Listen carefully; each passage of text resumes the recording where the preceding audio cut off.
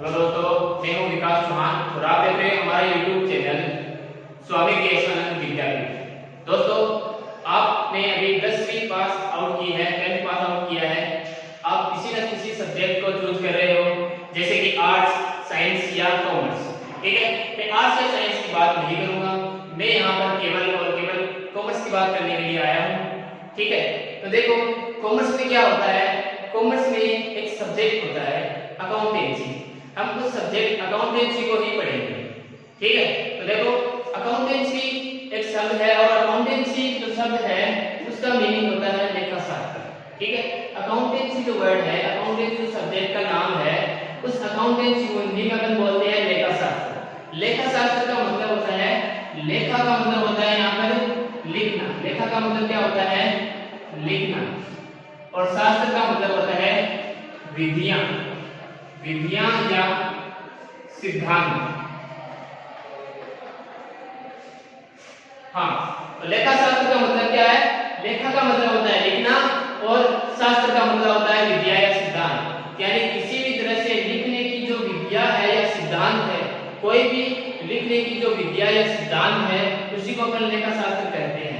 अब आप लोग पूछोगे सर लिखने की विद्या है, उनको अपन विद्या या सिद्धांत उनको लेखा शास्त्र बोलेंगे, लेकिन किस तरह की लिखने की विद्या, क्या लिखने की विद्या?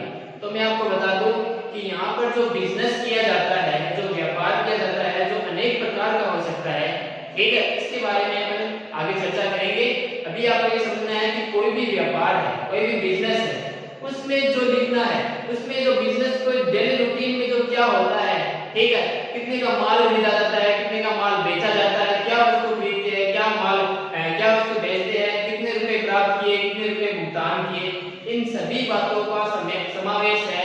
इन सभी बातों को लिखना, इस सभी बातों को किसी विधियों द्वारा लिखना, उसी को अपन क्या बोलते हैं? अकाउंटेंसी या लेखा शास्त्र। तो आई होप आपको लेखा शास्त्र का मीनिंग समझ में आया होगा कि किसी व्यापार में डेली के रूटीन में जो भी काम होते हैं, जो कार्य किए जाते हैं, जो वर्क किए जाते हैं, उन वर्क को, उन लेन देन को लिखने की विधिया क्या कहलाती है? लेखा शास्त्र कहलाती है। अब लेखा शास्त्र में बहुत सारी बातें इंक्लूड होती है। सभी बातों को अपन थोड़ा आराम से समझने की कोशिश करेंगे। ठीक है, तो वीडियो के साथ आप बने रहिए। तो देखो मैंने यहाँ पे लिखा है बेसिक अकाउंटिंग टर्म्स। सबसे पहले आप जो अकाउंट्स पढ़ोगे तो सबसे पहले आपको अकाउंटेंसी का जो परिचय है, लेखा शास्त्र का जो परिचय है वो समझना आवश्यक है। उसमें कौन कौन सी बातें इंक्लूड की जाती है वो पढ़ना आपको जरूरी है। देखो ये जो फर्स्ट लेसन आपका चैप्टर नंबर 1 है, इंट्रोडक्शन ऑफ अकाउंटिंग, लेखांकन का परिचय। इसमें इस लेखांकन के परिचय में इसमें क्या क्या बातें सम्मिलित की जाती है, उन सभी बातों के बारे में थोड़ी थोड़ी जानकारी अपन लेंगे। ठीक है, तो देखो पॉइंट नंबर 1 है आपका, देखो बेसिक अकाउंटिंग टर्म्स। बेसिक का मतलब है सामान्य या मूलभूत। ठीक है, और अकाउंटिंग का मतलब होता है लेखांकन और टर्म्स का मतलब है शर्तें। ठीक है, तो लेखांकन की जो मूलभूत या जो सामान्य या जो आधारित रूप की शर्तें हैं वो कौन कौन सी है? लेखांकन की कौन कौन सी शर्त है जिससे लेखांकन कार्य पूरा किया जाता है? तो देखो पहली शर्त है आपकी बिजनेस ट्रांजैक्शन यानी व्यावसायिक व्यवहार। तो आपको देखो अगर आप कोई भी बिजनेस स्टार्ट करते हो ना, तो बिना व्यवहार के आप बिजनेस स्टार्ट नहीं कर सकते। यहाँ पर व्यवहार का मतलब है ट्रांजैक्शन, ना कि बिहेव। बिहेव वाला व्यवहार अलग होता है, ट्रांजैक्शन वाला व्यवहार अलग होता है। व्यवहार से मेरा मतलब है, और बिजनेस ट्रांजैक्शन यानी व्यवसायिक व्यवहार से मतलब है कि एक व्यापारी एक दिन में, एक महीने में या एक साल में क्या क्या लेन देन करता है, उन सभी को अपन क्या बोलते हैं? बिजनेस ट्रांजैक्शन बोलते हैं। एक व्यापारी जो क्या करता है? माल खरीदता है, माल बेचता है, पैसे प्राप्त करता है, पैसे किसी को चुकाता है। ठीक है, कोई संपत्ति खरीद लेता है, कोई वस्तु खरीदता है, कोई वस्तु बेचता है, उस सारे के सारे क्या काम करता है ना, उन्हीं को अपन क्या बोलते हैं? Business transaction. उन्हीं को अपन क्या बोलते हैं? बिजनेस ट्रांजैक्शन या व्यवसायिक व्यवहार। अब व्यवसायिक व्यवहार है वो दो प्रकृति के हो सकते हैं, है ना। व्यवसायिक व्यवहार को अपन दो रूप में समझ सकते हैं। एक तो होता है फाइनेंशियल ट्रांजैक्शन और एक होता है इकोनॉमिक इवेंट। दोनों का मतलब एकदम सेम है। फाइनेंशियल ट्रांजैक्शन जिससे अपन हिंदी में क्या बोलते हैं? वित्तीय व्यवहार, ठीक है।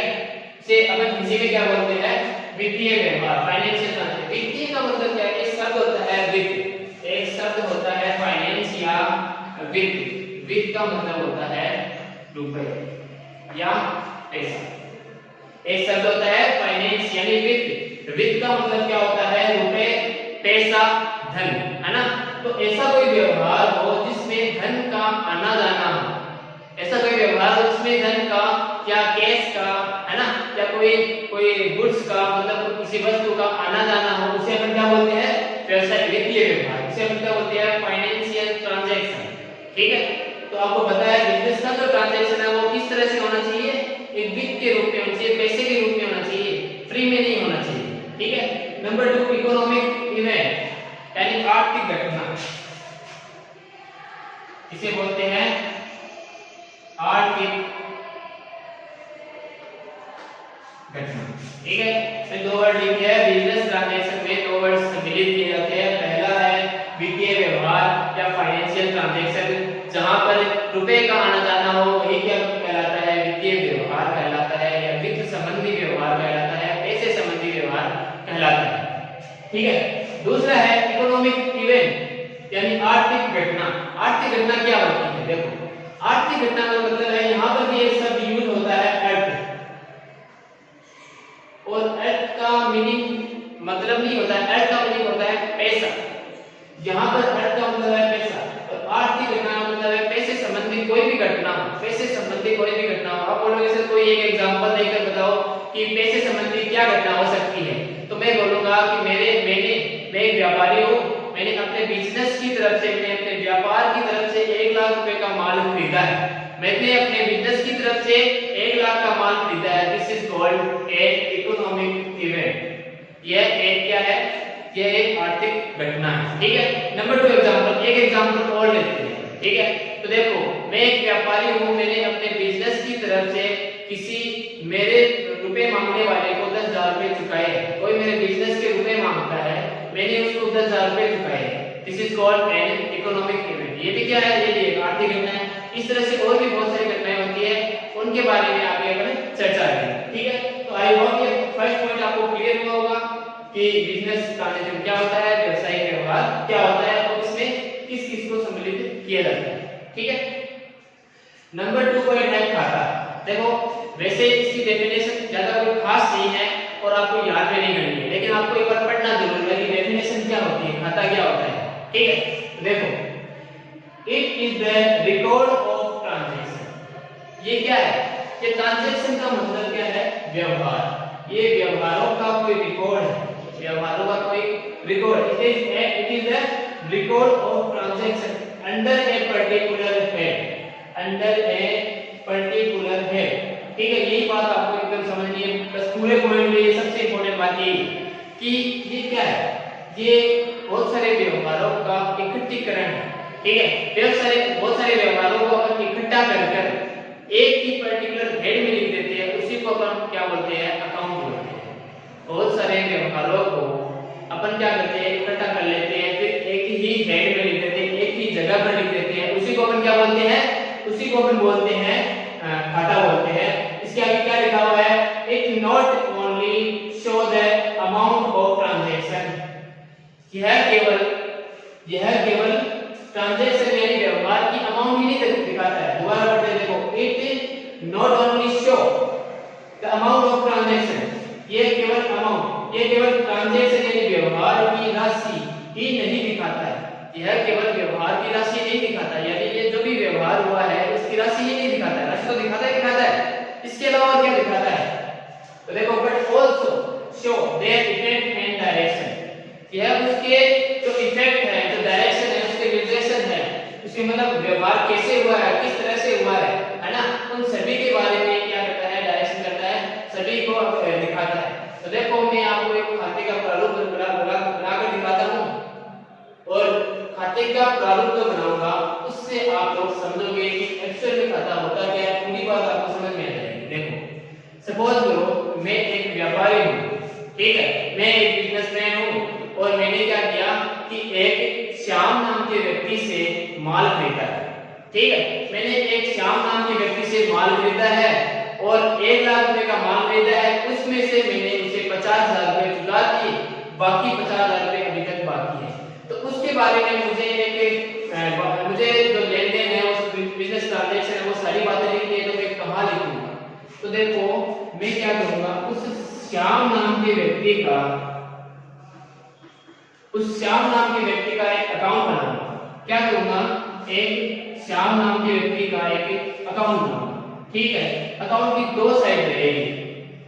अकाउंट्स की ये जो भी अकाउंट बनाऊंगा, आपने शायद सुना होगा कि अकाउंटेंसी अकाउंट पर ही आधारित है। अकाउंटेंसी अकाउंट पर ही आधारित है, खातों पर ही आधारित है। तो बात एकदम सही है, खातों पर आधारित है। ये चीजें आपको समझ में आनी चाहिए और ये बहुत ज्यादा इजी चीजें हैं। ठीक है, एक बार आपको ये थोड़ा अजीब लगेगा, लेकिन बाद में धीरे धीरे सब कुछ समझ में आ जाएगा। तो देखो मैंने किसी श्याम नाम के व्यक्ति से माल खरीदा है 1 लाख रुपए का, 50,000 मैंने उसको चुका दिए, 50,000 उसके बाकी है। इन सभी बातों को अपन एक जगह जो पर्टिकुलर हेड में लिखते हैं, उसी को अपन क्या बोलते हैं? खाता बोलते हैं। ये देखो, ये मैंने यहाँ पे क्या लिखा है? यहाँ पर मैंने लिखा है श्याम का अकाउंट, श्याम का खाता। अब यहाँ पर माल लिखना है, तो लिखूंगा माल कितने रुपए का खरीदा है, माल मैंने कैसे खरीदा है, माल मैंने किससे खरीदा है, और मैंने कितने रुपए चुका दिए, कितने रुपए बाकी है। इन सभी बातों को मैं कहाँ लिखूंगा? मैं लिखूंगा श्याम के अकाउंट में। मैं कहाँ लिखूंगा? श्याम के अकाउंट में। इसी को क्या बोला जाता है? खाता बोला जाता है ना?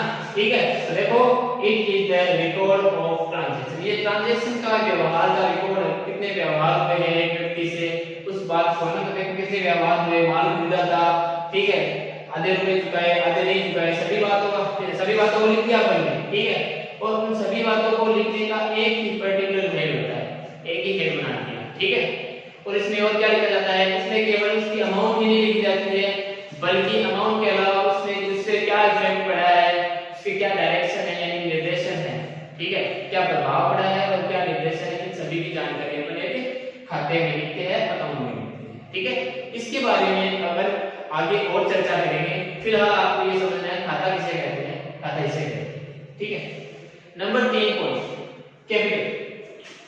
नंबर 3 पॉइंट है कैपिटल यानी पूंजी।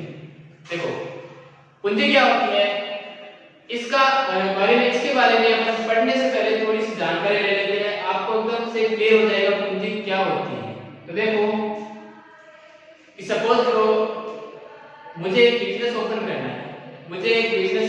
करना है, अब ध्यान से सीखिएगा, यहाँ पर बिजनेस के ही एग्जांपल लिए जाते हैं क्योंकि ये सब्जेक्ट बिजनेस से संबंधित है। ठीक है, मुझे एक बिजनेस ओपन करना है, मुझे एक बिजनेस खोलना है, तो मैं क्या करूंगा? मैं घर से 5 लाख रुपए लेकर जाऊंगा। मैं घर से 5 लाख रुपए लेकर जाऊंगा। 5 लाख रुपए मैंने ले लिए घर से। ठीक है, अब मैं क्या करूंगा कि 5 लाख रुपए तो घर से मैंने लिए है बिजनेस ओपन करने के लिए, तो इसका 2 लाख रुपए की तो मैं क्या करूंगा? एक बिल्डिंग खरीदूंगा। आप बोलोगे सर बिल्डिंग क्या काम आएगी? मैं बोलूंगा बिल्डिंग तो जिसपे मुझे व्यापार करना है, बिजनेस कहाँ करूंगा? बाहर तो नहीं करूंगा, कोई बिल्डिंग होना चाहिए, कोई भवन होना चाहिए जिसमें मैं व्यापार कर सकूं। चलो ठीक है, एक बिल्डिंग खरीदी। फिर मैं क्या करूंगा? 2 लाख रुपए का मैं क्या खरीदूंगा? माल खरीदूंगा, जिसे मैं बोलूंगा गुड्स। माल खरीदूंगा, कोई वस्तु खरीदूंगा जिसे मैं बेचूंगा। बिल्डिंग खरीदी, बिल्डिंग के अंतर्गत जो माल रखा जाता है बेचने के लिए, उसी को अपन क्या बोलते हैं? माल बोलते हैं, या उसे अपन क्या बोलते हैं? गुड्स बोलते हैं। ठीक है, तो मैंने गुड्स खरीद लिया है कि मुझे खरीद लिया है, क्यों खरीदा है? क्योंकि मुझे रीसेल करना है, वापस से बेचना है इसको। ठीक है, फिर मान लो कुछ मैंने फर्नीचर खरीद लिया है 50,000 रुपए का। मैंने क्या कर लिया?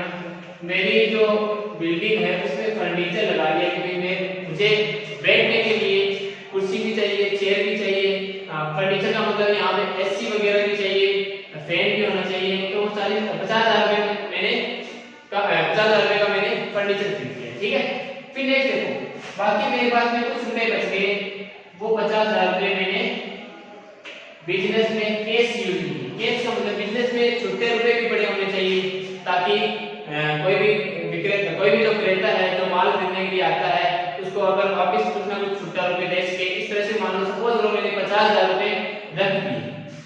अब मैंने क्या किया है, मैंने एक बिजनेस स्टार्ट किया तो बिल्डिंग खरीदी है 2 लाख रुपए की, 2 लाख रुपए का माल खरीद लिया बेचने के लिए, 50,000 रुपए फर्नीचर खरीद लिया, लगा दिया, वहां पे फैसिलिटी प्रोवाइड हो सके मुझे, ठीक है, और 50,000 रुपए कैश रख लिए।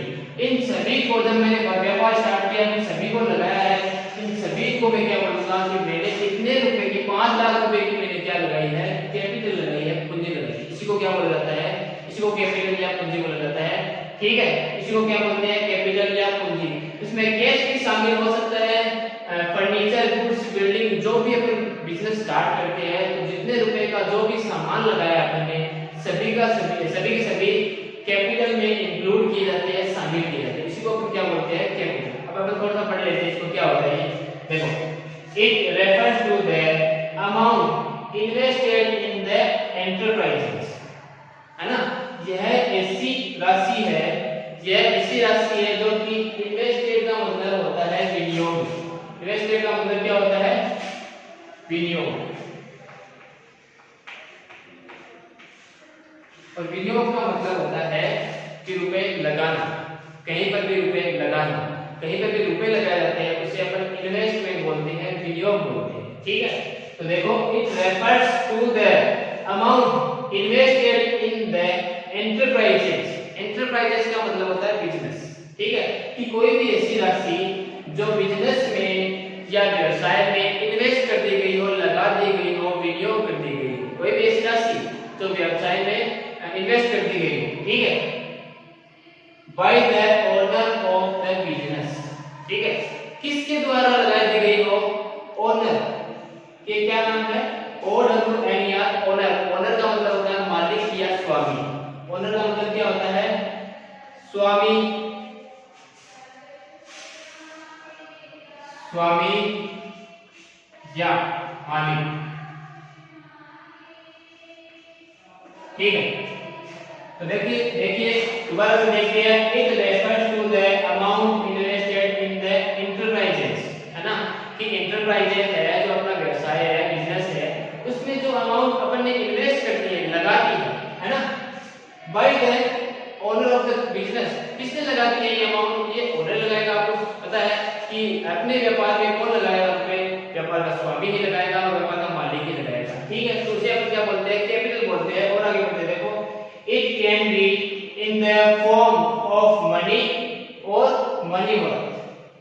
ये किसके फॉर्म में हो सकती है, यानी ये कैसे रूप में हो सकती है, ये जो राशि व्यवसाय के स्वामी ने अपने व्यवसाय में लगाई है, ये किस रूप में हो सकती है, तो ये मनी के रूप में भी हो सकती है और मनी वर्थ के रूप में भी हो सकती है। मनी का मतलब है रुपए के रूप में भी हो सकती है, कैश के रूप में भी हो सकती है, और मनी वर्थ का मतलब है कैश के अलावा कोई संपत्ति या माल या वस्तु के रूप में भी हो सकती है।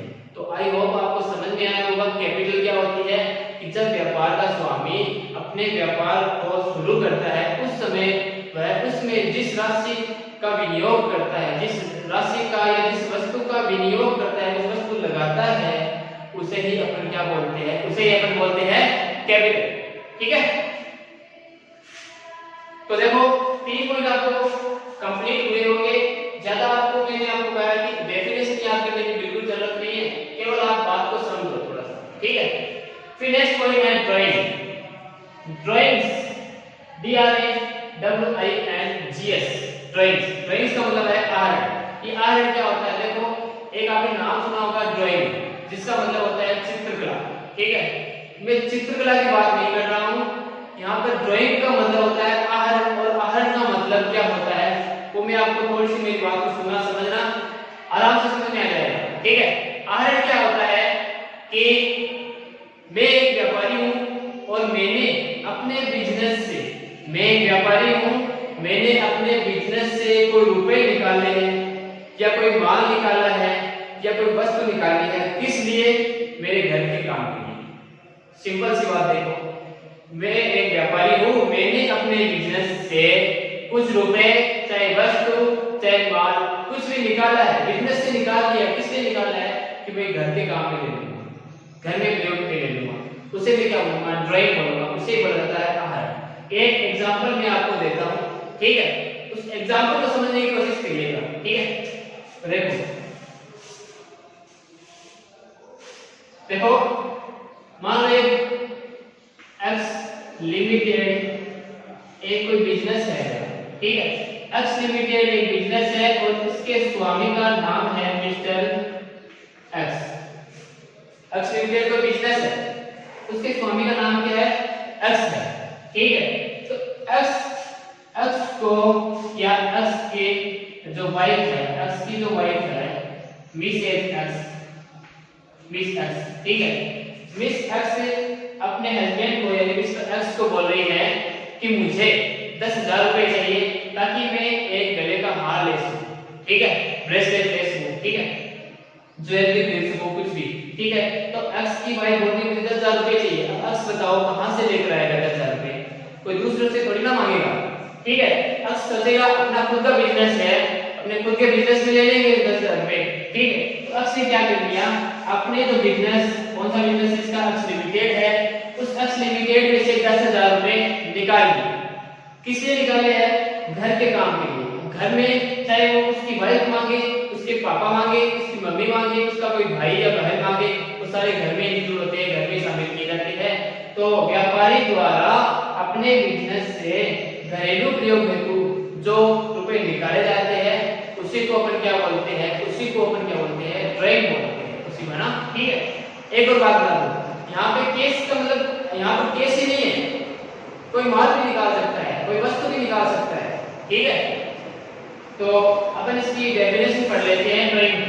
देखो एनी अमाउंट ऑफ गुड्स, कोई भी राशि, गुड्स का मतलब होता है माल, माल या वस्तु, माल या वस्तु, ठीक है।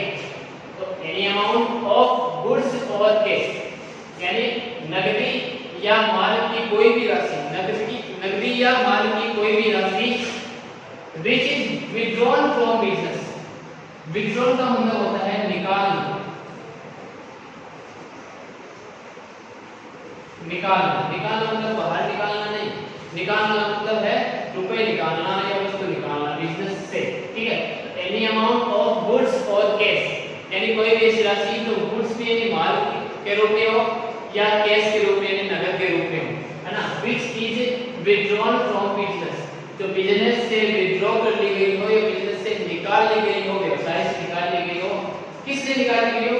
For personal use, for personal use. Personal का मतलब होता है, इसे पर बोल सकते हैं व्यक्तिगत प्रयोग हेतु या निजी प्रयोग हेतु या घरेलू प्रयोग हेतु, तीनों वर्ड का हम ले सकते हैं। पर्सनल यूज होता है व्यक्तिगत प्रयोग हेतु, खुद के काम के लिए, या निजी प्रयोग हेतु या घरेलू प्रयोग, ठीक है। तो from business से for personal use by the owner, by the owner किसके द्वारा निकाली गई है? ये ओनर के द्वारा निकाली गई है, ठीक है। तो देखो मैं आपको दोबारा बताता हूँ कि कोई भी ऐसी राशि जो कि माल के रूप में हो या नकद के रूप में हो, है ना, जो कि माल के रूप में हो या नकद के रूप में हो, बिजनेस से विथड्रॉ कर ली गई है, बिजनेस से निकाल ली गई है। किसके द्वारा निकाली गई है? स्वामी के द्वारा बिजनेस से निकाल ली गई है और निजी प्रयोग के लिए निकाली गई है, उसे अपन क्या बोलेंगे? ड्राइंग्स बोलेंगे या आहरण, ठीक है।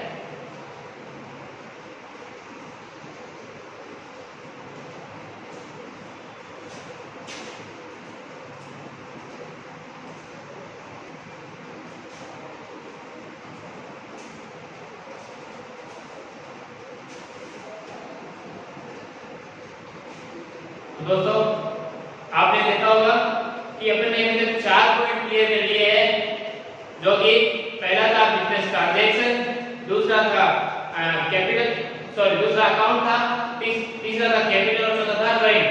अब देखो नंबर 5, पॉइंट नंबर 5 है लायबिलिटीज। पॉइंट नंबर 5 पढ़ने से पहले मैं आपको कुछ एक बात है वो एक बार क्लियर कराना चाहता हूं, ठीक है। तो देखिए कि कोई भी बिजनेस में 2 तरह के पिलर होते हैं, 2 तरह के खंभे होते हैं। किसी भी बिजनेस में 2 तरह के क्या होते हैं? खंभे होते हैं। अब देखो क्या कौन से खंभे होते हैं, तो मैं आपको बताऊं कि किसी भी बिजनेस में या व्यापार में 2 खंभे होते हैं। इन दोनों खंभों से क्या है? बिजनेस टिका हुआ होता है। क्या क्या होते हैं? पहला होता है लायबिलिटीज, ठीक है, पहला क्या होता है? लायबिलिटी। और नंबर 2 क्या होता है? एसेट्स। सर इनका क्या मतलब है, देखो मैं बताता हूं। ठीक है, कि पहला होता है लायबिलिटी, सॉरी इनका पहला है लायबिलिटी, दूसरा है एसेट्स। लायबिलिटी क्या होती है, लायबिलिटी बिजनेस के दायित्व होते हैं, बिजनेस की रिस्पांसिबिलिटी होती है। ठीक है, बिजनेस का उत्तरदायित्व बोल सकते हैं अपन कि बिजनेस के क्या क्या उत्तरदायित्व होते हैं, बिजनेस की क्या क्या रिस्पांसिबिलिटी होती है, बिजनेस की क्या क्या लायबिलिटी होती है, उसे हम क्या बोलते हैं, लायबिलिटी। इनके बारे में अपन पढ़ेंगे। फिर एक होता है एसेट्स। अब जैसे ही बिजनेस का कोई ना कोई दायित्व है, इसका मतलब है कि बिजनेस का किसी न किसी बात पर हक भी होगा। ठीक है, ये समझते हो ना कि पढ़ना आपका दायित्व है लेकिन पढ़कर सुनाना आपका हक है। ठीक है, इसी तरह से अपन देखो कि दो तरह से होते हैं बिजनेस के दो पिलर होते हैं, एक होता है लायबिलिटी जो बिजनेस की रिस्पांसिबिलिटी होती है, और एक होता है बिजनेस का हक या बिजनेस का अधिकार, जहां पर बिजनेस का अधिकार होता है। ठीक है, तो यहाँ पर अपने बिजनेस को सॉरी एसेट्स को अपन बाद में पढ़ेंगे, पहले अपन बात करते हैं लायबिलिटी कि लायबिलिटी क्या क्या होती है, दायित्व कौन कौन से होते हैं। ठीक है, तो देखो पॉइंट नंबर 5 है लायबिलिटी यानी दायित्व। देखो पढ़ते हैं, it refers to the amount payable by the business that are to tax. ठीक है, it refers to the amount payable by the business.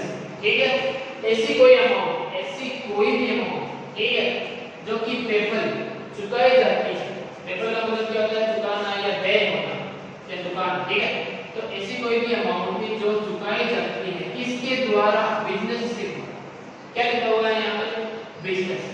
आप बताओ कोई भी व्यापार है, तो बिजनेस थोड़ी ना रुपए चुकाता है, बिजनेस कभी रुपए नहीं चुकाता है, तो फिर आपने ये क्यों लिखा है sir business, payable by business, यानी बिजनेस चुका रहा है। तो मैं आपको बता दूं कि जो बिजनेस का स्वामी होता है, बिजनेस का जो स्वामी होता है वो क्या करता है, बिजनेस का स्वामी होता है ना, वो क्या करता है कि बिजनेस की तरफ से कुछ राशि जो चुकानी होती है, कुछ रिस्पांसिबिलिटी, कोई दायित्व चुकाना होता है, वह चुकाता है। ठीक है, उसे क्या बोलते हैं, बिजनेस का दायित्व बोलते हैं। ठीक है, उसे क्या बोलते हैं, बिजनेस का दायित्व बोलते हैं। देखो कि मान लो कि बिजनेस के नाम से मैं आपको एक एग्जांपल देता हूं कि कोई एक्स लिमिटेड है कंपनी, और इसका जो मालिक है वो एक्स है। कौन है, मिस्टर एक्स है। ठीक है, अब कंपनी को माल बेचना है, कंपनी को माल बेचना है, कंपनी को रुपए प्राप्त करने हैं, वस्तु खरीदनी है, वस्तु बेचनी है।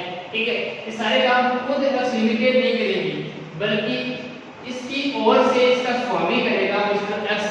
तो एक बात आपको ध्यान रखनी है कि अकाउंटेंसी में यानी लेखा शास्त्र में व्यापार और व्यापार का स्वामी दोनों अलग अलग तरह के व्यक्ति होते हैं। दोनों को क्या माना गया है कि व्यापार का स्वामी आपको पता है वो तो व्यक्ति होना ही है, राम श्याम मोहन सीता गीता जो भी है। ठीक है, या एक्स वाई जेड कोई भी व्यक्ति है वो तो व्यक्ति होता ही है, लेकिन बिजनेस को भी क्या माना गया है, बिजनेस को भी एक व्यक्ति माना गया है। ठीक है, तो यहाँ पर क्या होगा, एक्स लिमिटेड और एक्स लिमिटेड और मिस्टर एक्स दोनों क्या अलग अलग व्यक्ति है। बस ये है कि एक्स लिमिटेड का एक व्यापार होता है और इसको चलाता कौन है, उसका स्वामी चलाता है। एक्स नाम का कोई व्यक्ति है, इसका स्वामी है, मालिक है, वो चला रहा है। ठीक है, तो इसका मतलब है कि बिजनेस की जो भी संपत्ति है, बिजनेस के जो भी दायित्व है, बिजनेस का जो भी अधिकार है, बिजनेस के जो उत्तरदायित्व है, दोनों को रिप्रेजेंट कौन करेगा, दोनों का प्रतिनिधित्व कौन करेगा, दोनों को रिप्रेजेंट मिस्टर एक्स करेगा। ठीक है, दोनों को रिप्रेजेंट का मतलब है दोनों काम कौन संभालेगा, दोनों काम संभालेगा मिस्टर एक्स। ठीक है, तो यहाँ पर लायबिलिटी का मतलब क्या है कि ऐसी कोई भी अमाउंट है जो कि बिजनेस के द्वारा पे की जाती है, चुकाई जाती है, दे की जाती है, उसे अपन क्या बोलते हैं, उसे अपन लायबिलिटी बोलते हैं। ठीक है, उसे अपन क्या बोलते हैं, लायबिलिटी बोलते हैं। आई होप आपको समझ में आया होगा लायबिलिटी क्या होती है, जो बिजनेस जो द्वारा तो बिजनेस के द्वारा किसी अन्य व्यक्तियों को चुकाई जाती है, उसे हम बोलते हैं लायबिलिटी। ठीक है, अब देखो दैट्स आर द टाइप्स का मतलब है ये दो तरह की होती है। लायबिलिटी कितने तरह की होती है, दो तरह की होती है। कौन कौन सी होती है, एक को अपन बोलेंगे इंटरनल लायबिलिटी, एक को अपन बोलेंगे एक्सटर्नल लायबिलिटी। एक तो क्या है इंटरनल लायबिलिटी, इसे बोलते हैं आंतरिक दायित्व।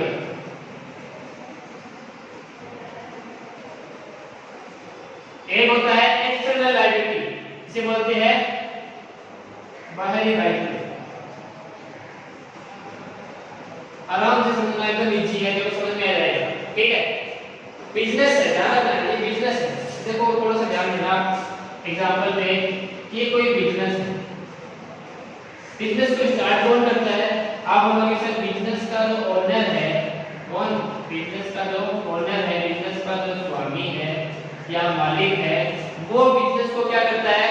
स्टार्ट करता है। ठीक है, स्टार्ट करने का मतलब शुरू में वो रुपए लगाता है, उस रुपए से वो चाहे फर्नीचर खरीदो, माल खरीदो, बिल्डिंग खरीदो, कुछ भी रुपए इन्वेस्टमेंट करवाना, कुछ भी रुपए बिजनेस में लगाओ। कौन लगाता है? सबसे पहले बिजनेस का ओनर। क्यों लगाता है बताओ? इसलिए लगाता है क्योंकि वो बिजनेस का जो स्वामी है वो सोचेगा कि ये जो बिजनेस है एक निश्चित तिथि के बाद में, कुछ समय बाद में मुझे कुछ प्रॉफिट या लाभ कमा कर देगा, कुछ प्रॉफिट कमा कर देगा या लाभ कमा कर देगा। इस हिसाब से क्या करता है कि बिजनेस का ओनर इसमें रुपए लगाता है। तो ये बताओ कि जब बिजनेस का स्वामी बिजनेस में रुपए लगाता है ना, तो बताओ बिजनेस का क्या रिस्पांसिबिलिटी, बिजनेस का क्या दायित्व है? बिजनेस का दायित्व है कि उसे क्या अपने स्वामी को क्या कमा कर दे? पैसा कमा कर दे, लाभ कमा कर दे, पूंजी कमा कर दे। ठीक है, समझ में आया? एक पॉइंट आपका समझ में आया होगा कि बिजनेस का जो ओनर है, बिजनेस का जो स्वामी है, बिजनेस में रुपए लगाता है, तो बदले में बिजनेस उसे कुछ न कुछ रुपए कमा कर देता है। एक बात क्लियर है? अब मान लो बिजनेस का स्वामी है, वो बिजनेस में रुपए लगा दिए, थोड़े दिन बाद में कुछ रुपए की और जरूरत पड़ती है, तो बिजनेस का जो ओनर है, इस बिजनेस का जो ओनर स्वामी है, जो कोई भी नाम का व्यक्ति होगा, मान लो उसका नाम ही एक्स है, मिस्टर एक्स है। ठीक है, ये एक्स है। अब ये बिजनेस में रुपए की और जरूरत है, कहां से लेकर आएगा एक्स? एक्स सोचेगा मेरे पास में रुपए है नहीं, तो मैं एक काम करता हूँ, बैंक से लोन ले लेता हूँ, बैंक से ऋण ले लेता हूँ। क्या करता हूँ? बैंक से लोन ले लेता हूँ, बैंक से ऋण ले लेता हूँ। ठीक है, तो बैंक क्या डायरेक्टली इसको पेमेंट दे देगी, लोन करके दे देगी? नहीं, बैंक बोलेगी, इसको बोलेगी एक्स को कि तूने जो बिजनेस के लिए तुम जो रुपए लेने के लिए आए हो, मान लो 4 लाख रुपए लेने हैं। ठीक है, 4 लाख रुपए बैंक से लोन ले लिया। ठीक है, बैंक ने बोला कि वापस कौन लौटाएगा? तो एक्स बोला अरे मैं लौटा दूंगा, मेरा जो बिजनेस है ये लौटाएगा रुपए वापस। 4 लाख रुपए कौन लौटाएगा? इस एक्स का जो बिजनेस चल रहा है, जो भी एक्स लिमिटेड हो, इंटरप्राइज है, जो भी है, वो चुकाएगी 4 लाख रुपए। समझ में आया क्या आपको? कि अगर कोई बिजनेस है, वो बिजनेस क्या करता है? दो तरह से रुपए लेता है। एक तो अपने स्वामी से रुपए लेता है, उसको कमा कर लेता है। दूसरा होता है किसी अन्य संस्था से, कोई बैंक से या कहीं बाहर के व्यक्तियों से क्या लेता है? रुपए लेता है। ठीक है, तो इन दोनों को क्या बोलते हैं? ये दोनों क्या है? बिजनेस की क्या है? रिस्पांसिबिलिटी है, बिजनेस के दायित्व है। कौन से दायित्व है?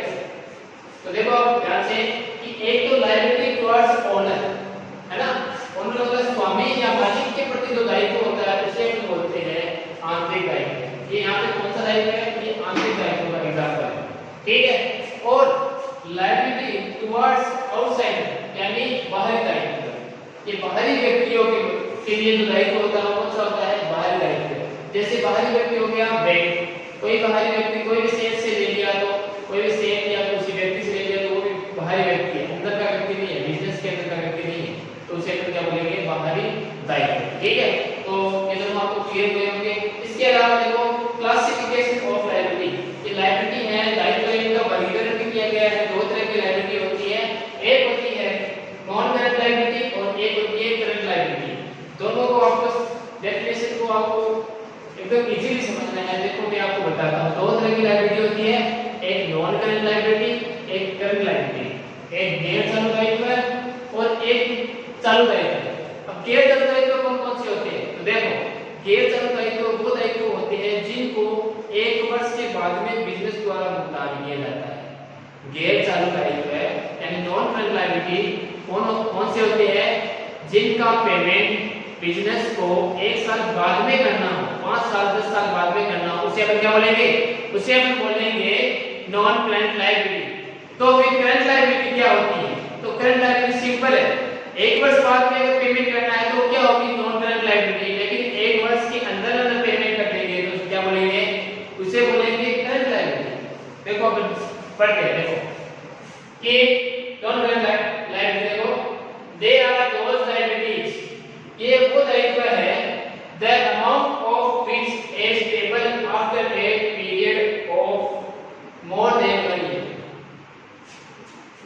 दे आर दोज लायबिलिटी, ये वो दायित्व है जिनकी राशि, द अमाउंट ऑफ विच, जिनकी राशि पेबल आफ्टर, कब चुकाई जाती है, किसके बाद चुकाई जाती है, ए period of more than 1 year, 1 साल से अधिक अवधि के बाद चुकाई जाती है।